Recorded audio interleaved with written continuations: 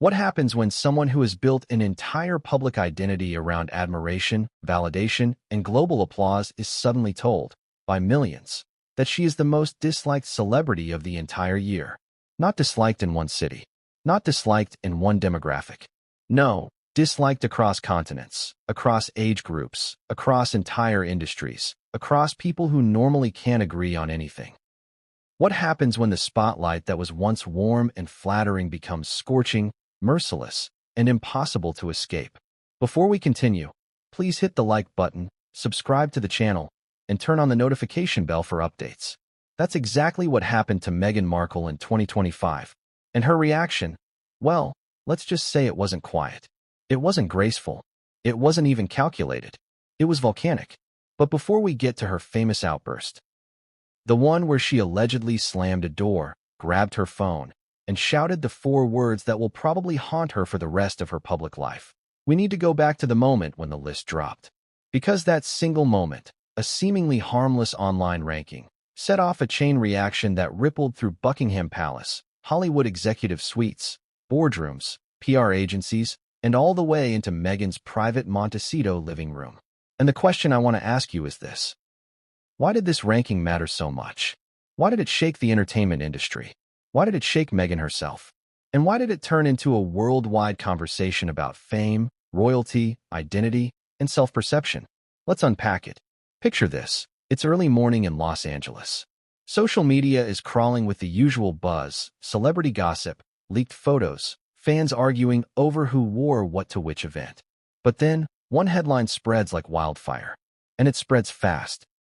Faster than anything related to the royal family has spread since Harry released his memoir. Faster than any Netflix trailer. Faster than any TikTok scandal. It was the list no celebrity wants to top. The most disliked celebrities of 2025. At first, people think it's fake. Some trash blog. Some troll account. Some random tweet with exaggerated claims. But then the story appears on a major entertainment outlet. Then it appears on another. Then another. Within minutes, reputable publications begin weighing in. Analysts begin discussing the data. Polling companies release their methodologies. And suddenly, the headline is everywhere, unavoidable, inescapable. And right there, sitting at number 1, glowing brighter than the Hollywood sign at night, is Meghan Markle. Meghan Markle, most disliked celebrity of 2025. Even for people who don't follow celebrity drama, the shock is immediate. More disliked than controversial comedians? More disliked than polarizing politicians? More disliked than influencers involved in scandals? Yes. The data says yes. The reactions say yes. The internet says yes. So why her? This is where things get interesting and where the contradictions begin. Because Meghan Markle wasn't always disliked. In fact, she entered the world stage as one of the most admired women on the planet.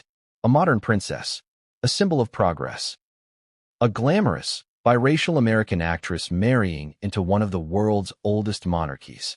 People thought the fairy tale was real. They wanted it to be real. But somewhere between 2018 and 2025, admiration shifted into irritation. Curiosity shifted into exhaustion. And public fascination shifted into something colder, sharper, harsher. Let me ask you something. Do you think Meghan saw this coming? Do you think she anticipated that one day the world would turn its back and roll its eyes every time she appeared in the headlines? Or do you think she believed, truly believed, that she was untouchable?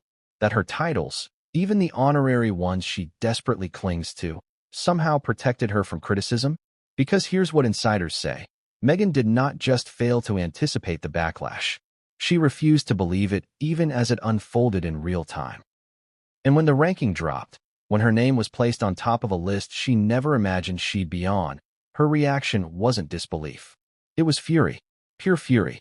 But before we go inside that meltdown, the yelling, the slamming, the "I am still a queen" moment, we need to understand why this particular ranking was a breaking point. It wasn't the first time Meghan faced criticism. Far from it. She's been scrutinized, analyzed, mocked, and memed for years. But this list hit differently. It came from multiple polling sources. It aligned with public sentiment across political groups, across countries, across generations. Even people who normally defend her, progressive commentators, Hollywood allies, media personalities suddenly went quiet. That silence hurt more than any headline.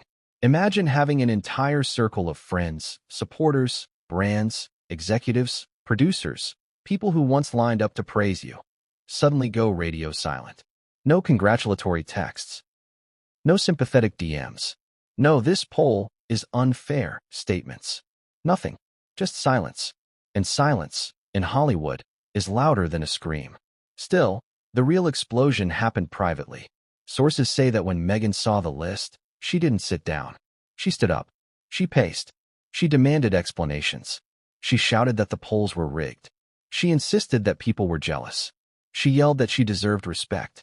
And then, in the moment that would eventually leak, she delivered her now infamous proclamation. I am still a queen. Let that sink in. I am still a queen. Not, I am still respected. Not, I am still admired. Not, I am still relevant. No, queen. A title she doesn't hold. A title she no longer has access to. A title she left behind in 2020 when she and Harry walked away from royal duties. A title that exists now only in her mind, her branding, and her internal narrative about who she still believes herself to be. But in her mind, this poll threatened all of that. It threatened the identity she has spent years crafting. It threatened the image she desperately wants the world to adopt. And this is why the story matters, because it's not about a poll. It's about identity, ego, perception, and the terrifying moment when someone realizes the world no longer sees them the way they see themselves. And if you think Meghan's private reaction was intense, wait until we dive into the behind-the-scenes fallout. The angry calls, the PR scrambling, the Hollywood whisper campaigns, the friends who backed away, the rebrand attempts that crashed before they even launched. Because, and I want you to pay attention to this, everything that came after the poll made things worse. Not just for her public image, but internally, emotionally, strategically, even financially. Her reaction set off a domino effect that no one, not even her closest advisors, could stop. So now, let me ask you directly. Have you ever watched someone try to fight reality? Have you ever seen someone reject the truth so intensely that they accidentally create the very narrative they're trying to avoid? That's exactly what happens in this story. Every attempt Meghan makes to fix the situation only magnifies it. Every statement she gives only adds fuel. Every strategy her team crafts only creates new memes, new criticisms, new headlines. And that, more than anything else, is why the rest of this video will take you on a roller coaster. Because what came next, what came after the initial fury, is the part that nobody was prepared for. Not her team, not the public, not her Hollywood contacts, and certainly not Meghan herself. Weave in emotional beats, contradictions, and surprising twists. Use short, punchy lines for tension, longer ones for storytelling. Ask direct questions to the audience. Process. Here is a clean confirmation of how I will proceed from this point forward. Direct questions to the audience. Strong pacing shifts. Everything is set.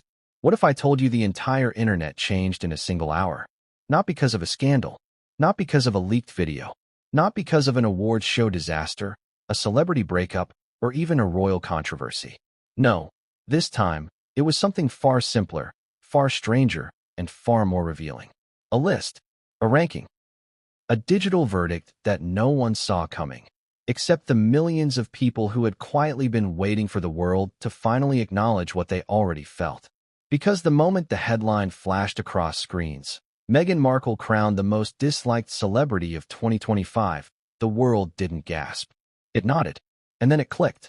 But before the shock, before the memes, before the Hollywood panic, something else happened, something even more powerful. The internet stopped. It actually stopped. Engagement froze, timelines stalled, and people blinked at their phones or laptops like they were trying to decide whether they were reading satire, a glitch, or the result of some coordinated online prank. Because how often does one celebrity polarize the globe so completely that even people in countries with no monarchy suddenly have opinions? But the headline was real, the data was real, and the reaction was instant. Let's rewind to the very beginning, to the precise moment the poll went live. It was posted at 8:42 a.m. Eastern Time by a major entertainment metrics company, one that traditionally covers movie ratings, streaming numbers, Q scores, and general sentiment analysis. A boring company, usually. Dry, statistical. The kind of source no one ever pays attention to unless they're trying to brag about being America's most trusted news host or the most streamed actress on TV this month. But not this time. This time, their annual list carried weight, heat, emotion. Why? Because 2025 was a year of celebrity scrutiny unlike anything we've seen before. People were fed up with entitlement, exhausted by performative activism, tired of hypocrisy, done with celebrities lecturing them about kindness while living in mansions guarded by private security teams and PR advisors. So when the list dropped, it wasn't just a ranking. It was a referendum, a verdict, and Meghan Markle, whether she realized it or not, had been the subject of that verdict for years. It was simply never written down. Until now. Let's talk about the numbers for a moment, because the methodology is where things get wild. The poll wasn't localized. It wasn't a small sample size. It wasn't 5,000 voters or 10,000 voters like typical entertainment lists. It was global. Over 7 million participants. Multiple countries. Multiple languages. Multiple platforms. A composite of surveys conducted throughout the year, analyzed, and weighted using the same system used for international reputation indexes. In other words, this wasn't a troll poll. It wasn't run by tabloids. It wasn't a hit piece. It was science, cold, unemotional, unforgiving. And what did the data show? Meghan wasn't disliked by one identifiable group. It wasn't just royalists. It wasn't just conservatives. It wasn't just older viewers. It wasn't just people tired of Hollywood. The dislike was broad, widespread, a Venn diagram of overlapping exhaustion, frustration, confusion, and eye-rolling. Even neutral voters ranked her negatively. That's when analysts said something interesting. Meghan's numbers looked less like a celebrity's public rating and more like a politician's. Polarizing, divisive, deeply emotional. Let me ask you, have you ever known a modern celebrity whose public approval graph looks like a political controversy? Someone whose name alone triggers arguments at dinner tables, comment sections, and talk shows? And here's the twist. Meghan's drop in favorability wasn't sudden. It wasn't tied to one event. It wasn't the result of one interview or one documentary or one awkward red carpet moment. It was a slow decline, a steady erosion of goodwill that began long before 2025. Think about that. It means the world was already forming an opinion, quietly, privately. And this poll simply made that opinion public. When the ranking hit social media, reactions started pouring in, not from royals, not from journalists, but from regular people. Comments like, "Finally someone said it out loud. I'm not surprised at all. She wanted global attention."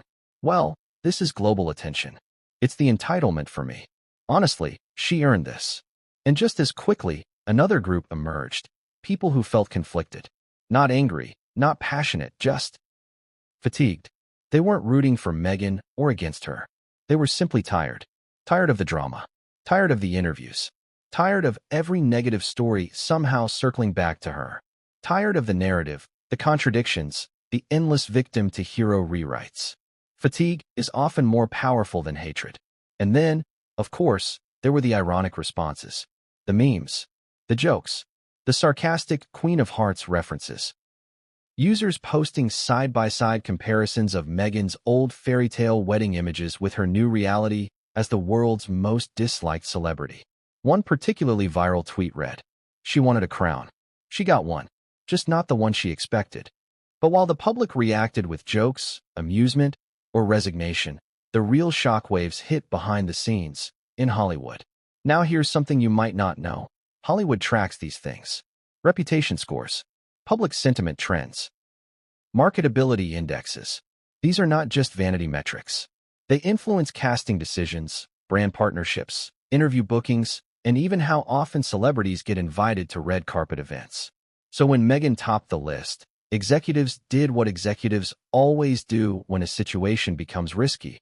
They began distancing themselves. Quietly. Not with statements. Not with dramatic decisions. Just silence. Ghosting. Cancel meetings. We'll circle back later. Let's wait for the PR cycle to shift. We'll revisit this next quarter. Because in Hollywood, being polarizing is fine. Being controversial is fine. Being divisive is fine. But being disliked? That's poison.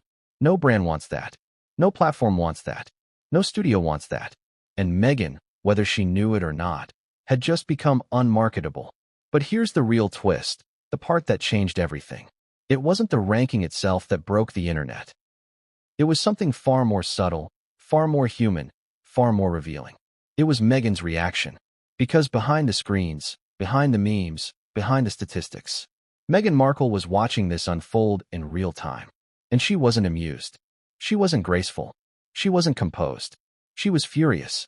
And that fury, that private explosion, is what turned this poll from a celebrity ranking into a full-blown international story. But before we dive into the meltdown, before we analyze the words she screamed and the people she blamed, let's rewind one more time. Let's look at the question the internet kept asking. How did this happen? How did Meghan go from global icon to global irritation? From admired duchess to internet punchline? From symbol of modern royalty to symbol of celebrity overexposure? The answers aren't simple. They're layered. They're emotional. They're tied to contradictions, controversies, choices, interviews, rebrands, public missteps, and a slow disconnect between who Meghan believes herself to be and how the world now sees her. And this chapter, the chapter of the poll, is where all those tensions finally snapped. The numbers didn't create the backlash. They revealed it. And Meghan reacted exactly the way someone reacts when a mirror finally shows them a reflection they've been refusing to see. But that's where we go next. Because what Meghan did after reading the poll is something no one expected. And what came next would change everything, and no one saw it coming. What do you think happens when someone who has built an entire world around control suddenly loses the narrative? Not a tiny slip, not a minor headline, not a bad photo shoot or an awkward interview clip, but a full, devastating collapse of public perception.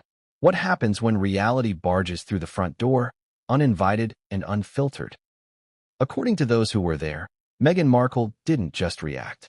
She erupted. The moment the poll crowned her the most disliked celebrity of 2025, something inside her snapped.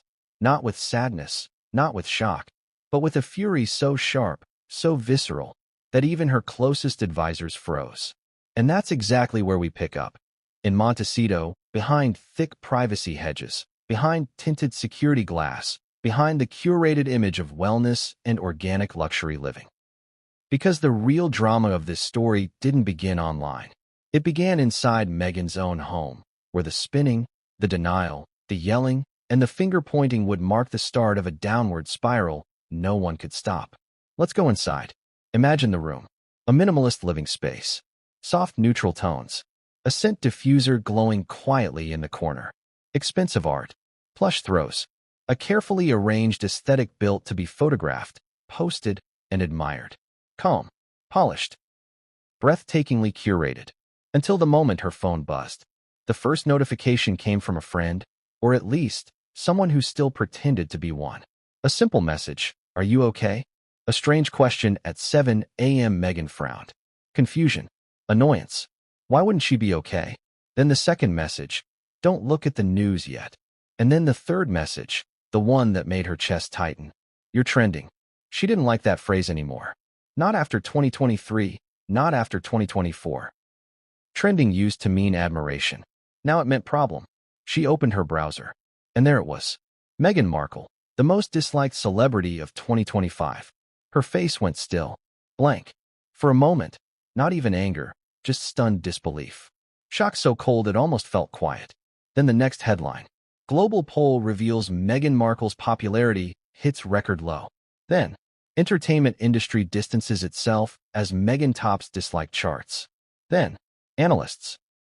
Meghan's reputation declines across all demographics. The room seemed to shrink. Her breath quickened. And then, without warning, the silence shattered. She slammed her phone onto the table with a crack that echoed across the room. Because this wasn't supposed to happen. Not to her. Not to someone who believed she was destined to be admired. Not to someone who called herself a leader, a pioneer, a feminist icon, a change maker, a global figure of compassion. And certainly not to someone who had spent years carefully crafting a public identity of modern royalty, someone unafraid, unstoppable, and above criticism. So when the world called her the most disliked celebrity alive, she couldn't process it. But that's where the fury kicked in.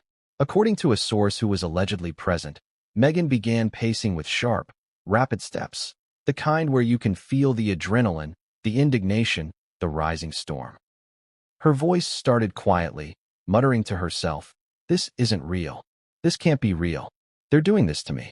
They're targeting me." But then the muttering transformed into shouting. "This is a lie. A total lie." Her voice echoed through the house, bouncing off the marble counters and glass windows. Then came the first explosion. "I won't be disrespected like this. I won't." And here's where the contradictions began to pour out. Emotional contradictions, personal contradictions, strategic contradictions. Because even as Meghan accused the poll of being fake, she also demanded to know why Harry didn't warn her. She demanded to know why her PR, and then, in a moment that sources say sent Harry into stunned silence, Meghan shouted the sentence that would eventually go viral, leak into the media, and become an unintentional summary of her entire mindset. "I am still a queen." 7 syllables. 4 words. 1 delusion. Let me ask you something. How loudly would someone have to shout that sentence for it to echo across the internet? Because that's what happened. It was a declaration, but more importantly, it was a confession. A confession that her identity, her sense of self, was not built on her achievements, her projects, or her persona. It was built on a role she no longer holds. In that moment, Meghan wasn't reacting to a poll. She was reacting to an identity crisis. But the meltdown didn't end with shouting. Oh no, this was only the beginning. After the initial explosion, Meghan switched into what insiders call crisis mode. Her voice calmed, but her pace quickened. Her thoughts became frantic but focused. A dangerous combination. She grabbed her phone again. First call, her PR director. Straight to voicemail. Not a good sign. Second call, her publicist. Ringing. Ringing. No answer. Third call, a close friend in Hollywood. At first, they answered with a falsely cheerful, "Hey, Meg." But Meghan cut them off immediately. "Did you see it?" she demanded. A long silence. Then a quiet, "Yeah, it's everywhere." Meghan's response, "Fix it. Fix it." That's what she said. As if reputation is a broken vase. As if public opinion can be glued back together. As if millions of people could be convinced to feel differently with one strategic statement or a heartfelt Instagram photo shoot. But Meghan genuinely believed it. And that belief fueled her fury. Meanwhile, Harry entered the room, cautiously. Tentative steps. A worried expression. The kind of expression you wear when you know you're walking into a storm, but you're hoping, praying. "It's starting to calm down." It wasn't. "What's going on?" Harry asked, already knowing the answer.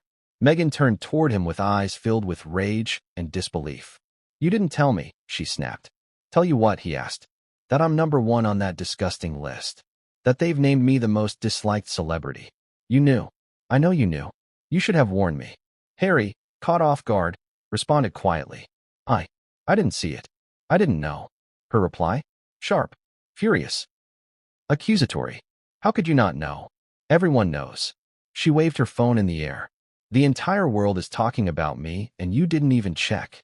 Harry stepped back, hands slightly raised. The universal sign of someone trying to calm a wildfire without getting burned. "Meg, it's just a poll," he said carefully. Wrong sentence. She whipped around. "Just a poll. Do you have any idea what this means? Do you know what they're trying to do to me? To us. To me. To us." Notice the order. Her reaction wasn't just about public perception. It was about power, influence, image, status. Everything she had been chasing, everything she had been projecting, suddenly felt threatened, fragile, exposed. The meltdown escalated. Her voice rose. Her pacing tightened. Her emotions spiraled between anger, fear, indignation, and disbelief. Most people, when faced with a negative ranking, feel embarrassed. Maybe annoyed. Maybe quietly defensive. They take a breath. They shrug. They move on. But not Meghan. Because to her, this poll wasn't a commentary on public sentiment. It was an attack on her identity. And identity, especially an identity wrapped in royalty, fame, global attention, and a lifelong desire to be admired, is not something she was willing to have challenged. As her meltdown continued, something else happened. The contradictions in her self-perception became painfully visible. One moment she claimed the poll didn't matter. The next moment she insisted the poll was a global conspiracy. One moment she dismissed it as meaningless. The next moment she shouted that it would destroy her legacy. One moment she claimed she didn't care what people thought. The next moment she demanded to know why no one was publicly defending her. Contradictions, layers, emotional collisions. And through it all, Harry stood frozen, unsure whether to comfort her or to step out of the storm path. But perhaps the most telling moment of all came toward the end of the meltdown, when Meghan, breathing heavily, eyes blazing, declared, "They don't get to decide who I am. They don't get to rewrite my story. I am still a queen, and I will make them see it." That right there, that sentence, is the thesis of everything that follows in this story. Because Meghan's fury wasn't just emotional. It was strategic. You're about to see just how far she went to reclaim the crown she feels the world owes her. Because the meltdown was only step one. The real chaos began after. And what she did next would stun even the people who thought they'd seen everything. What if the real blow didn't come from the public, but from the very industry Meghan believed would always protect her? What if the people she counted on, the executives, producers, showrunners, agents, directors, brand strategists, and Hollywood insiders, suddenly decided she was no longer worth the effort, no longer worth the risk, no longer worth the association? Because that's exactly what happened. And it didn't happen loudly. It didn't happen with official statements or dramatic announcements. No, Hollywood doesn't need noise to send a message. Hollywood uses silence. Silence is cleaner, safer, harder to trace, harder to criticize, and far more devastating. So when the poll naming Meghan Markle the most disliked celebrity of 2025 hit the internet, you know what Hollywood did? It froze. Just like that. Emails that were supposed to be sent weren't. Calls that were supposed to be returned never came. Deals that were supposedly in the works quietly evaporated. Meetings that had been eagerly discussed vanished from calendars. Because reputation in Hollywood is like currency, and Meghan's value had just plummeted. Let's break down exactly how this happened. The first group to react was the entertainment PR specialists, the people who monitor public sentiment in real time. Within minutes of the poll going viral, they were already emailing executives, alerting networks, and sending confidential advisories to brand managers. These advisories are usually dry, clinical documents, bullet points, risk assessments, long-term projections. But the advisories sent out about Meghan, according to an insider who saw it, contained a single devastating paragraph. Current data indicates high volatility in public sentiment toward Meghan Markle. Association poses reputational risk across multiple markets. Recommend strategic distancing until sentiment stabilizes. Strategic distancing. Those two words can end careers. And this is where Meghan's story takes a brutal turn. Because, according to people familiar with the situation, several industry players had already been feeling uneasy about her for months, even before the poll. They found her unpredictable, hard to work with, overly controlling, demanding, thin-skinned, obsessed with narrative, and incredibly sensitive to even the slightest perceived disrespect. But they tolerated it because she had one major advantage: buzz. She generated headlines. She drew audiences. She sparked discussions. Even if people loved to hate her, she kept eyes glued to screens. But the list changed that calculus. Now she wasn't controversial. She was unpopular. That's not the same thing. Controversy sells. Unpopularity repels. Let me ask you something. If you were a network executive working on a show that's struggling to pull in viewers, would you hitch your project to someone the world is sick of? Or would you quietly switch to someone less radioactive? Exactly. And that's why things went downhill fast. Let's look at a few examples. There was a streaming service, not Netflix, that had been quietly discussing the possibility of a Meghan-led documentary focusing on women of vision and leadership. The project was in the early conceptual stages, nothing signed, nothing official. But conversations had begun. Meetings had been scheduled. The day the poll dropped, every internal conversation about the project was paused. One executive reportedly asked, "Do we really want to risk launching a show that the audience will boycott before the trailer even releases?" The room fell silent. That was the end of it. Then there was the brand partnership Meghan had been eyeing, a lifestyle collaboration with a high-end home decor company. She wanted to be the face of a new, mindful living collection. It was supposed to be subtle, elegant, aspirational. perfect for her aesthetic, perfect for her public persona. But luxury brands care about one thing: image alignment. And as Meghan's public image dropped, so did their enthusiasm. One brand representative sent a private internal memo stating, "Association may produce negative sentiment spikes. Recommend halting negotiations until public perception improves." Translation: no deal. Even more revealing were the reactions from producers who had once supported her, the ones who had championed her early Hollywood comeback efforts. One longtime producer, known for handling sensitive celebrity reputations, allegedly said, "We can't keep investing time into someone who keeps turning every opportunity into a PR disaster." Another said something even more blunt: "She's more work than she's worth." Think about that. The entertainment industry, the same industry Meghan believed would embrace her, celebrate her, elevate her, was suddenly viewing her as a liability, a risk, a burden. And the irony? It wasn't just because of the poll. The poll was the spark, the match, the trigger, but the groundwork had been laid long before.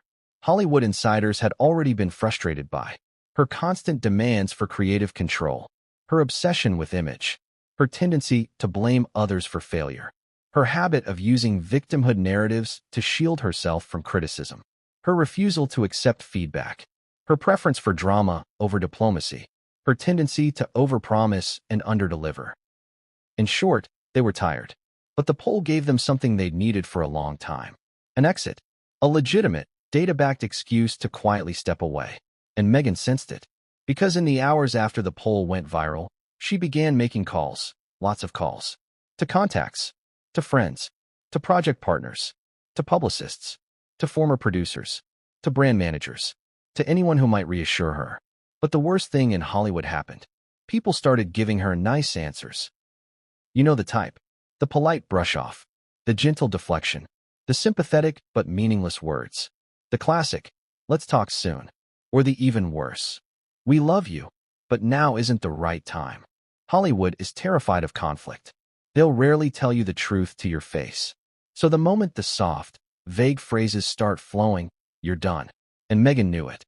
Which is why, as insiders report, the panic set in. Not just anger, not just indignation. Panic. Because she wasn't just watching public perception shift. She was watching the Hollywood machine, the one she thought she could command, quietly turn its back on her.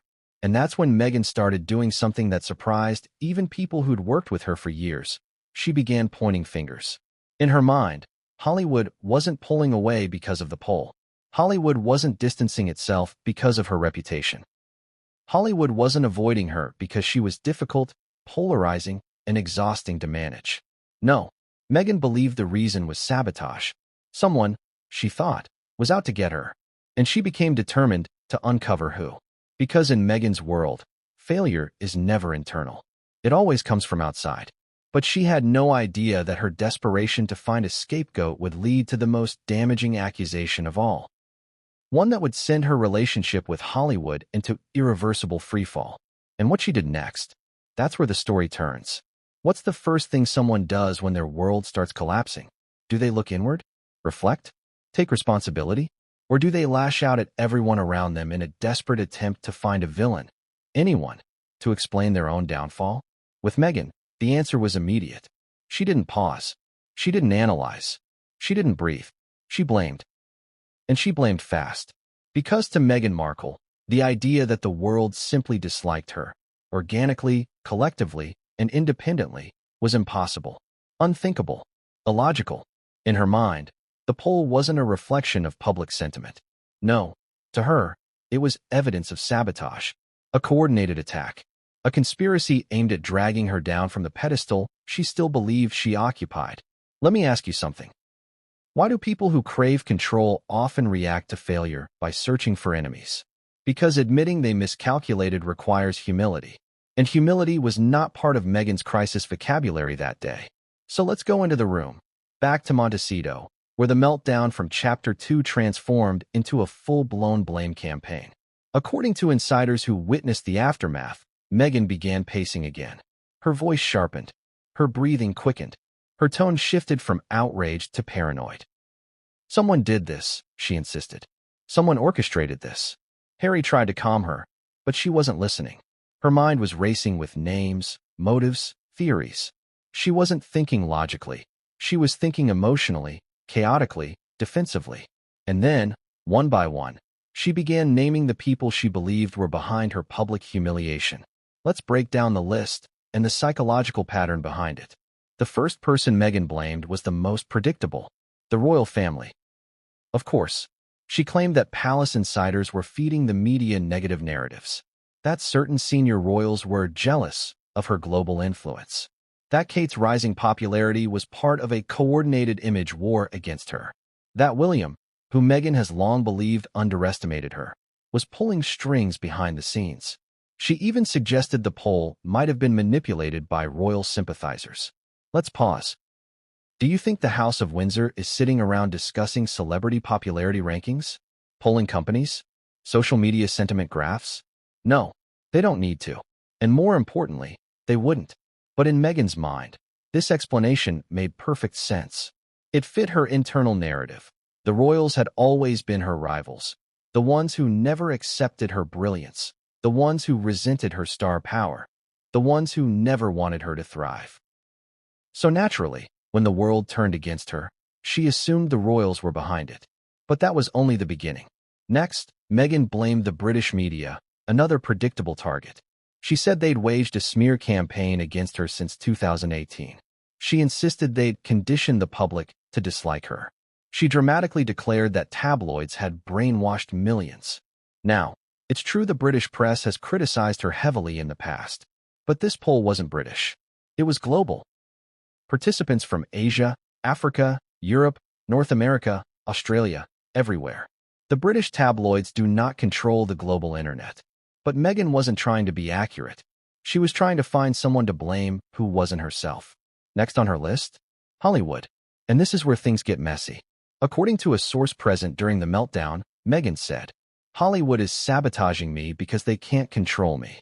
Let that sink in. She believed that the industry that rejected her projects, ignored her pitches, and grew tired of her attitude was doing so because of her power, not because of her mistakes, not because of her choices, not because of her behavior. No, because of jealousy, because of her influence, because of her vision, because of her impact. This belief wasn't grounded in reality. It was grounded in ego, the kind of ego that cannot fathom irrelevance. But the accusations didn't stop there. Meghan then targeted someone else, someone unexpected. Her friends. Well, former friends, according to one insider. People who had quietly drifted away from her in recent years. People she had once considered allies. People from Hollywood circles, charity organizations, influencer communities, lifestyle brands, and even her old acting career. She accused them of abandoning her. She accused them of not defending her online. She accused them of allowing the narrative to spiral. Her logic was simple. If they don't publicly support me, then they're helping my enemies. This sudden suspicion created tension within her inner circle, the people who had remained loyal through scandals, failures, and criticism. Now, even they were under suspicion.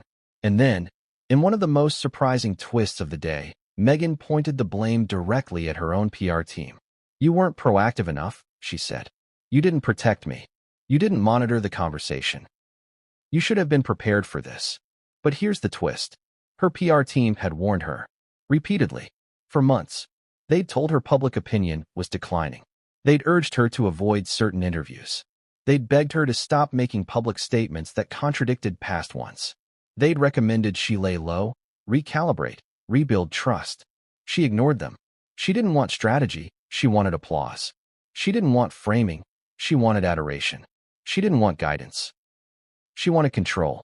And now that it had all collapsed, she wanted someone, anyone, to blame. But the most shocking accusation came last, and this one stunned everyone in the room. She blamed Harry. Not directly, not aggressively at first, but in subtle jabs that grew sharper, louder, angrier. "You should have protected me. You should have known this was coming. You should have warned me. You should have defended me. You should have handled the palace. You should have handled the media. You should have handled the public." Think about that. She blamed her husband for global polling data. This wasn't logic. This was panic disguised as anger, pride disguised as certainty, ego disguised as insight.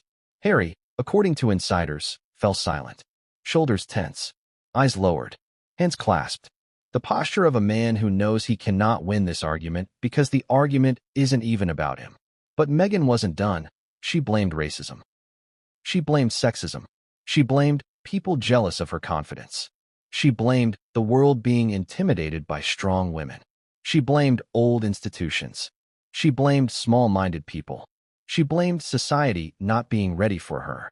Everything except herself. And it was in the middle of this whirlwind of accusations that one of her advisors, someone who had worked with her for years, made a fatal mistake. They tried to offer advice.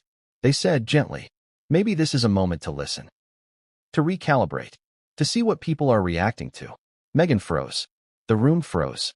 You think I caused this? She asked slowly, her voice nearly whisper quiet, but razor sharp. The advisor hesitated. I think people want authenticity. Wrong answer. Meghan lashed out. She accused them of betrayal. She said they weren't loyal. She said they weren't grateful for the opportunities she gave them. And hours later, that advisor resigned. One meltdown. One poll. One day.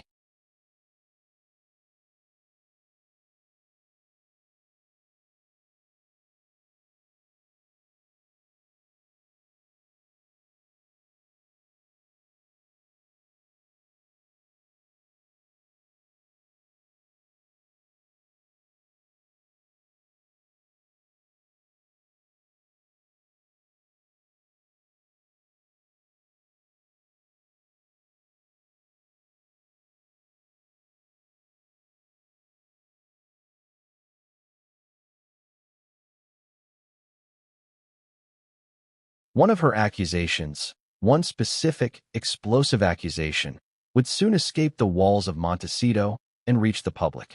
And when it did, everything spiraled. But what came next would change everything, and no one saw it coming. Have you ever seen a private moment detonate in public? Not because someone meant to leak it, not because a journalist dug it up, but because the pressure behind the scenes had become so intense, so toxic, so unbearable, that someone inside the inner circle snapped? Because that is exactly what happened next. And this leak wasn't minor. It wasn't ambiguous. It wasn't the kind of message people could interpret in multiple ways.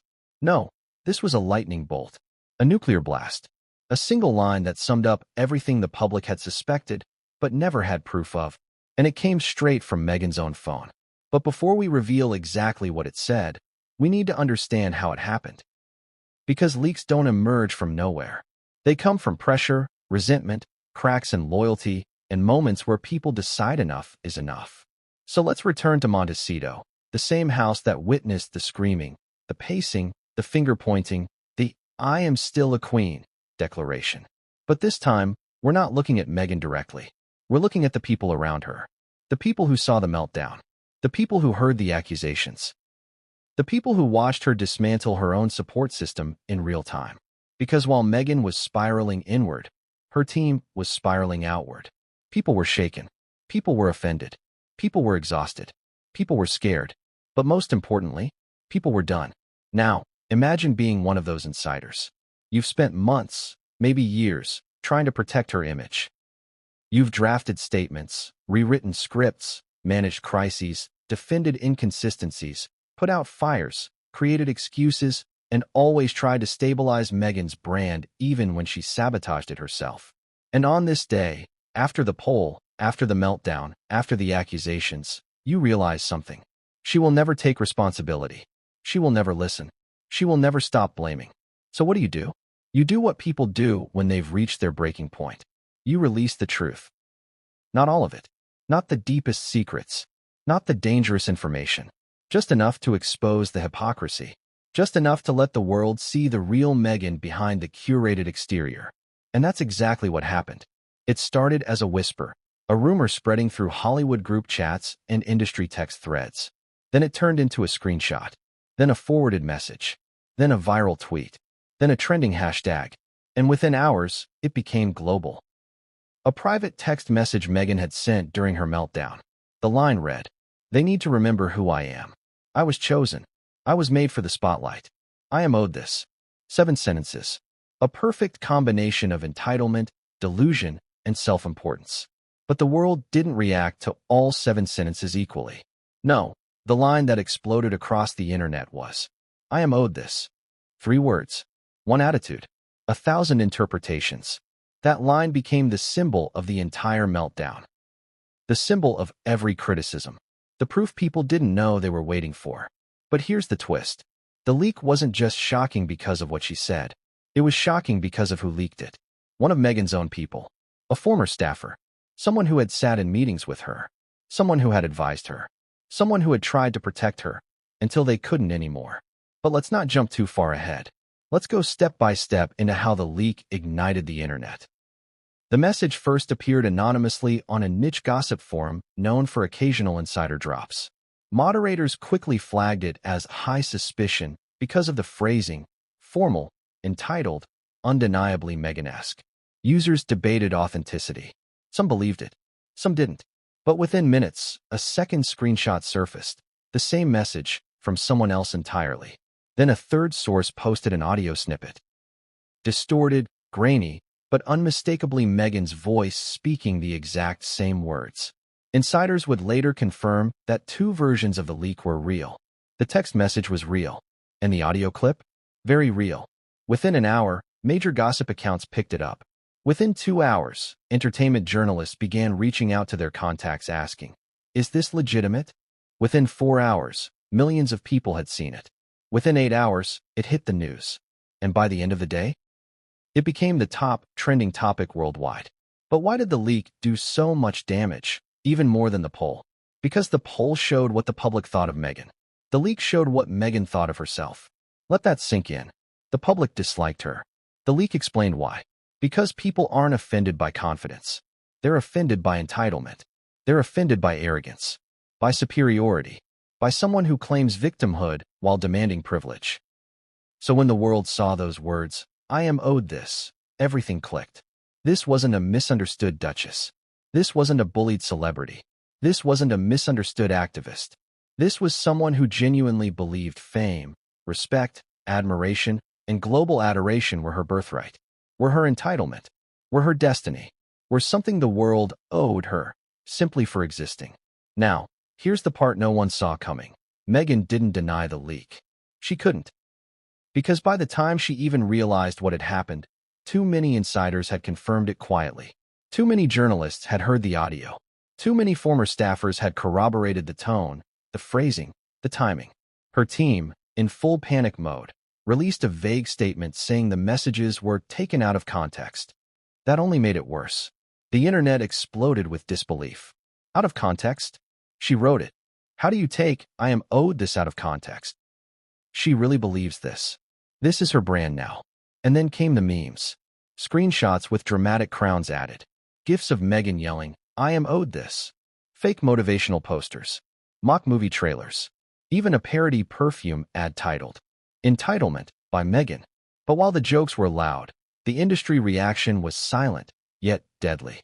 A top casting director allegedly said, "This confirms everything we've been warned about."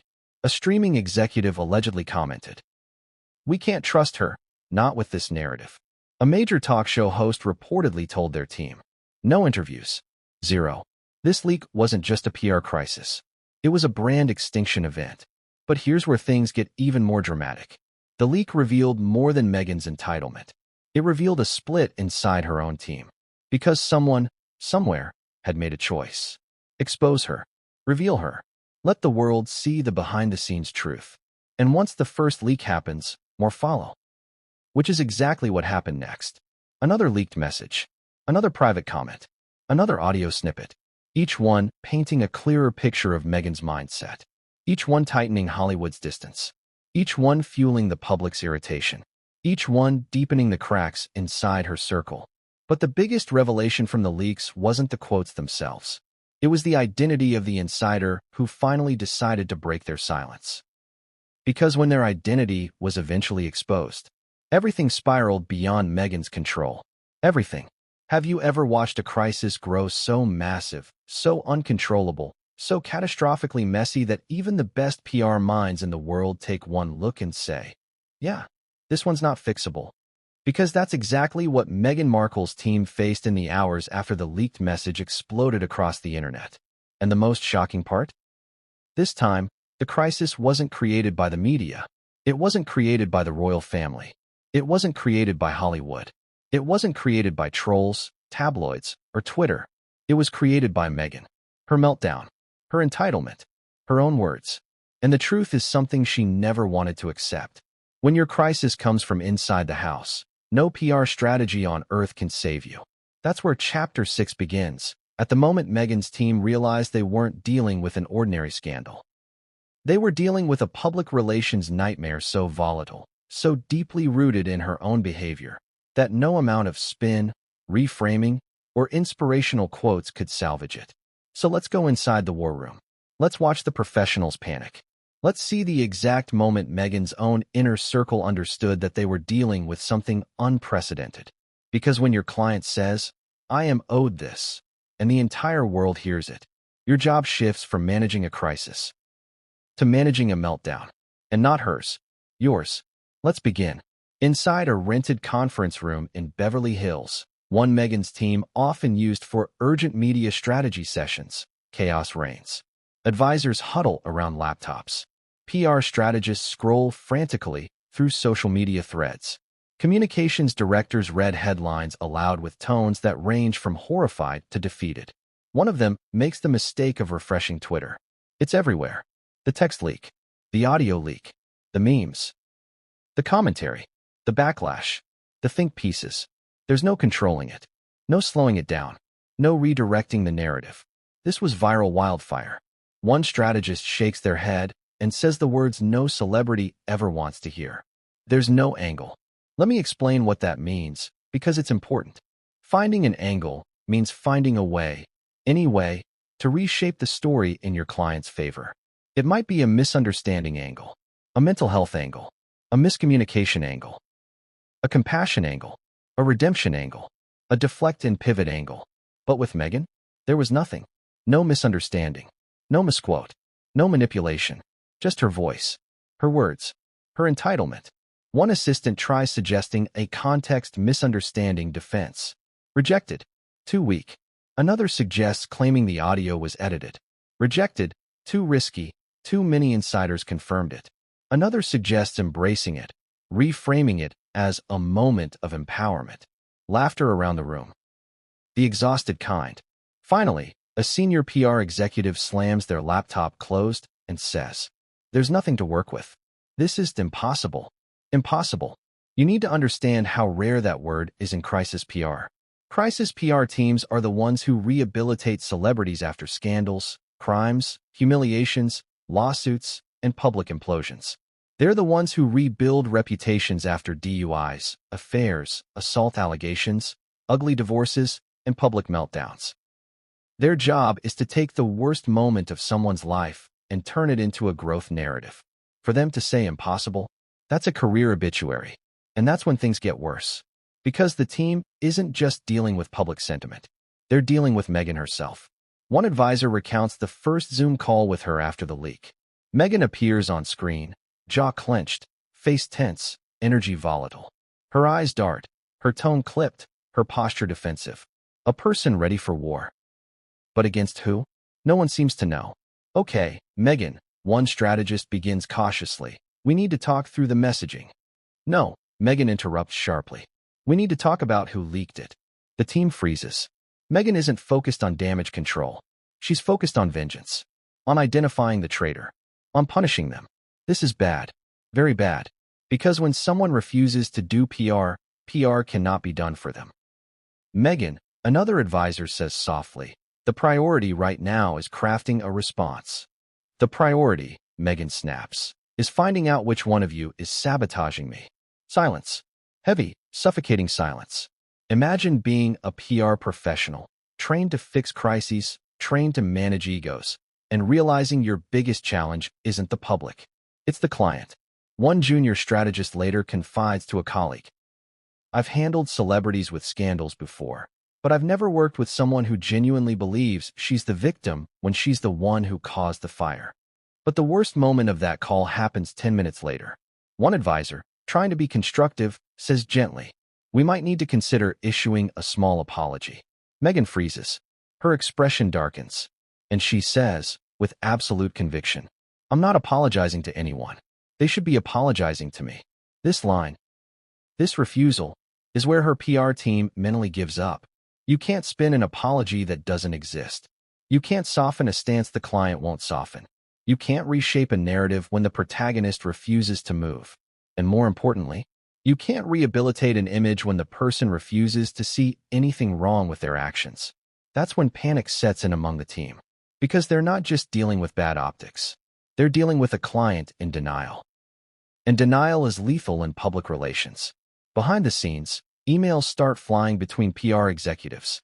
Subject lines like, urgent, crisis escalation, recommendation, severe strategy adjustment, client non-compliance, immediate concern, prepare for extended damage cycle. And the most brutal one of all, we may need to consider withdrawing as representation. Because if the client won't listen, if the client won't cooperate, if the client keeps digging deeper, the PR team becomes complicit. But the real explosion happens during the second emergency meeting, the one where Meghan insists on attending in person. A team member makes the mistake of mentioning the leak again, saying, "We need to acknowledge Meghan's words." Stop. Meghan slams her hand on the table. "You keep talking about my words," she snaps. "Why aren't you talking about what they did to me? This poll is harassment. This leak is abuse. I'm the victim here." There it is. Victimhood. Her shield. Her fallback. Her favorite angle. But not this time. Because even her team, who had defended her for years, finally realized something. She wasn't a victim. She wasn't innocent. She wasn't being targeted. She was out of control. And to make matters worse, the team had already seen the next leak. Yes, the next one. Because someone in Meghan's world wasn't finished. Someone had more. Someone was waiting. And the second leak was even worse. More direct. More arrogant. More self-revealing. It contained a line that stunned even her own advisors. "They don't deserve my grace. They should be grateful I even speak to them." If the first leak was a spark, this one was gasoline. It painted a fuller picture, one that confirmed every suspicion, every criticism, every accusation. Now the PR crisis wasn't manageable. It wasn't containable. It wasn't survivable. Meghan's team, panicked, exhausted, and demoralized, began withdrawing. Some resigned. Some ghosted. Some asked to be reassigned. Some simply stopped responding. The inner circle was no longer a circle. It was fragments, splintered, broken, leaking. And in that vacuum of chaos, Meghan made a desperate, reckless decision. She hired an outsider, a crisis expert with a reputation for bold, risky, borderline outrageous strategies. Someone who claimed they could reframe the narrative in 1 week. Someone who promised to restore the crown. Someone who told Meghan what she wanted to hear, not what she needed to hear. And the plan they created was insane. But what came next would change everything, and no one saw it coming. What do you think happens when someone whose public image is collapsing decides the solution isn't reflection, or humility, or accountability, but reinvention? Not a gentle reinvention. Not a subtle shift. No. A full-blown, dramatic, attention-grabbing, narrative-resetting rebrand designed to overwrite every headline with a single new version of themselves. Because that's exactly what Meghan Markle attempted. And what's even more shocking, she didn't just attempt a rebrand. She attempted the most audacious, tone-deaf, delusional rebrand Hollywood insiders had ever seen. The kind of rebrand that makes executives toss their notepads aside and ask, "Is she serious?" The kind of rebrand that leaves PR strategists physically cringing. The kind of rebrand that proves someone is not just out of touch, but orbiting an entirely different planet. This wasn't a rebrand. It was a spectacle. A spectacle that blew up in her face so explosively that people who had never disliked Meghan before suddenly found themselves rolling their eyes so hard they saw yesterday. But before we reveal what exactly the plan was, and trust me, it's worse than you think, we need to go back to the moment she hired the expert. Because this person was no ordinary PR consultant. They were a self-styled narrative architect, a crisis illusionist, a media manipulator who bragged about rewriting the public subconscious, a Hollywood eccentric known for wild promises, dramatic language, and outlandishly expensive retainers. Meghan hired them instantly. Why? Because they told her the one thing she desperately needed to hear. This isn't your fault. It's the public's. and we're going to fix them. Yes, not fix her. Fix them. If that doesn't tell you where Meghan's headspace was, nothing will. So now let's step into their first strategy meeting and see how the rebrand disaster was born. They sat around a glossy table in Meghan's Montecito mansion. Candles lit, mood lighting adjusted. Her crisis expert speaking in poetic metaphors and exaggerated hand movements. Meghan nodding along, soaking in every word like gospel. The expert said, "We're not here to repair an image. We're here to reclaim a throne." Meghan's eyes lit up. This was exactly the language she wanted. The expert continued, "We don't soften.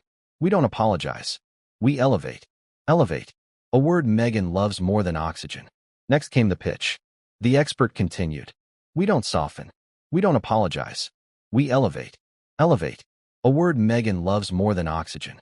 Next came the pitch. "We will rebuild you as something higher than celebrity, higher than royalty, higher than influencer. We will rebuild you as a global spiritual archetype, a woman of destiny, resilience, and divine purpose." Divine. Divine. Meghan nearly vibrated with excitement. Forget relatability.